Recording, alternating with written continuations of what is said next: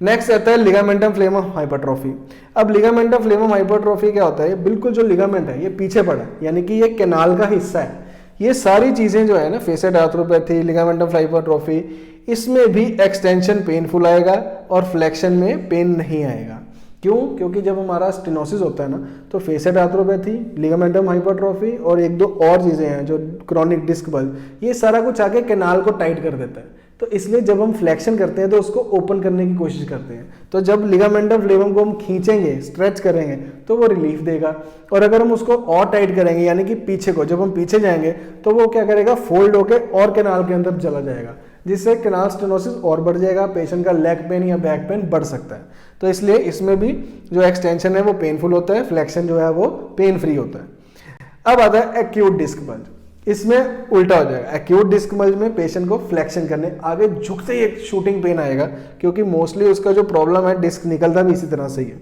तो इसमें flexion painful आएगा और एक्सटेंशन पेन फ्री आएगा। यानी कि जब एक्यूट डिस्क बल्ज होता है तो हम, याद है, उसको करते हैं, उल्टा लेट जाइए, बैक एक्सटेंशन एक्सरसाइज करवाते हैं, मैकेंजी पोज करवाते हैं। वो इसीलिए करवाते हैं ताकि जो डिस्क है वो वापस न्यूक्लियस है वो उसको सक कर ले। तो इसमें एक्यूट डिस्क बल्ज में फ्लेक्शन क्या आएगा, पेनफुल, जब झुकेगा पेन होगा और जब पीछे जाएगा तो उसको पेन रिलीफ हो जाएगा। नेक्स्ट आता है पिरिफॉर्मिस सिंड्रोम। ये एक मसल है, वी शेप मसल है, जिसके बीच में से सैटिक नर्व पास करती है। अब जब ये मसल टाइट होता है तो सैटिक नर्व को प्रेस कर देता है। इसमें भी फ्लेक्शन कई बार पेनफुल आता है और एक्सटेंशन में पेन नहीं आता। अब मोस्टली क्या होता है, पिरिफॉर्मिस सिंड्रोम कभी भी अकेला नहीं होता। ये या तो साथ में ऐसे जॉइंट के साथ होता है प्रॉब्लम, या इन सब की कोई ना कोई प्रॉब्लम साथ में चल रही होती है, उसकी वजह से होता है। अगर ये अकेला होता है तो पेशेंट को क्या होता है, लंबा कदम लेने में प्रॉब्लम आती है, यानी कि उसकी जो एसएल आ रहा है वो कई बार हम जब करते हैं 30-40 डिग्री के बाद शूटिंग पेन आता है। तो इसलिए उसका जो फ्लेक्शन है वो उसका कम होता है, वो सीधा नहीं बैठ पाता ये।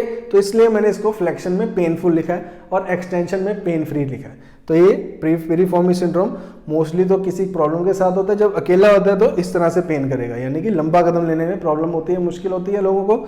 और जब इंटरनल रोटेशन होती है तो इसका ये स्ट्रेचिंग इंटरनल रोटेशन से ही होती है।